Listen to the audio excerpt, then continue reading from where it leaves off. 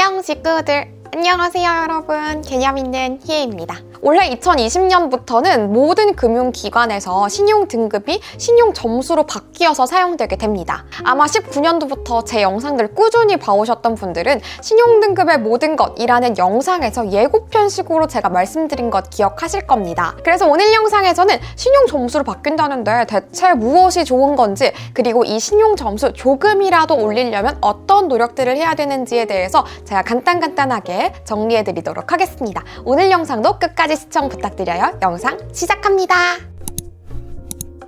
대체 이 신용점수라는 건 무엇일까? 어렵게 생각하실 것 없습니다. 기존의 신용등급은 1등급부터 10등급까지 등급으로 나누어져 있었다면 이제 신용점수제에서는 1점부터 1000점까지 각자가 갖고 있는 신용점수를 갖게 되는 건데요. 마치 우리가 수능을 치고 나면 누구는 몇 점, 누구는 몇 등급 이렇게 등급 혹은 점수를 갖게 되고, 이걸 바탕으로 대학을 진학할 때 바탕 점수가 되는 거고 나를 나타내게 되는 거잖아요. 이것처럼 내가 갖고 있는 나를 나타내는 신용 점수가 내가 금융 업무를 처리할 때 나를 나타내는 지표가 되는 겁니다. 기존의 신용 등급에서 나타나는 가장 큰 문제는 바로 등급 간의 절벽 효과였습니다. 이 등급 간의 절벽 효과는 쉽게 얘기해서 누군가는 500점이고 누군가는 501점인데 고작 이 1점 때문에 등급이 나뉘어서 누군가는 금리를 싸게 받고 누군가는 금리를 비싸게 받고 심지어는 신용카드를 발급받을 수 있느냐 없느냐의 차이까지 일어나는 겁니다. 그래서 반대로 생각하면 심지어 한 등급에 묶인 사람들인데도 누군가는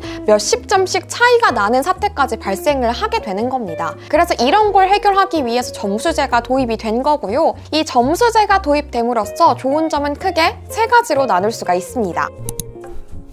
이제 신용점수제로 바뀌고 나서는 대출을 어디에서 받았느냐, 즉 대출 업권의 유형이 중요한 것이 아니라 대출 금리가 더 중요하게 됩니다. 기존에는 내가 제1금융권이 아니라 제2금융권에서 대출을 받았다면 신용등급이 하락할 확률이 컸습니다. 그런데 이제 점수제로 바뀌고 나서는 이런 것들이 해결이 되었기 때문에 내가 어떤 업권에서 대출을 받았느냐가 아니라 대출의 금리를 얼마로 산정을 받았느냐가 신용등급, 즉 신용점수에 더 큰 영향을 미치게 되는 겁니다. 그래서 금융위원회에서는 이번에 점수제로 바뀌면서 기존의 제2금융권에서 대출을 받은 약 40만 명의 사람들이 신용점수가 소폭이라도 상승할 것으로 내다보고 있다라고 합니다.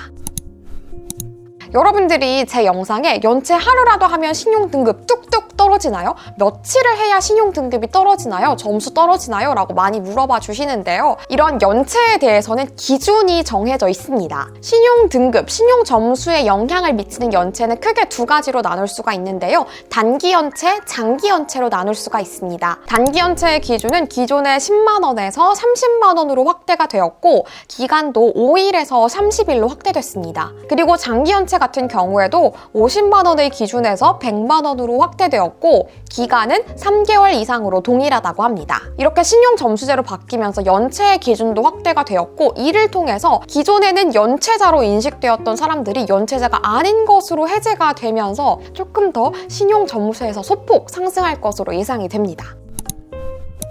이번 신용점수제로 바뀌면서 기존의 사회초년생이나 대학생 그리고 주부 등등 금융의 이력 자체가 많지 않아서 신용등급, 신용점수가 낮았던 사람들은요, 이번 개선을 통해서 누구나 쉽게 접근할 수 있는 체크카드 등의 수단도 모두 고려를 해서 신용점수를 조금 더 올릴 수 있도록 변경이 된다고 합니다.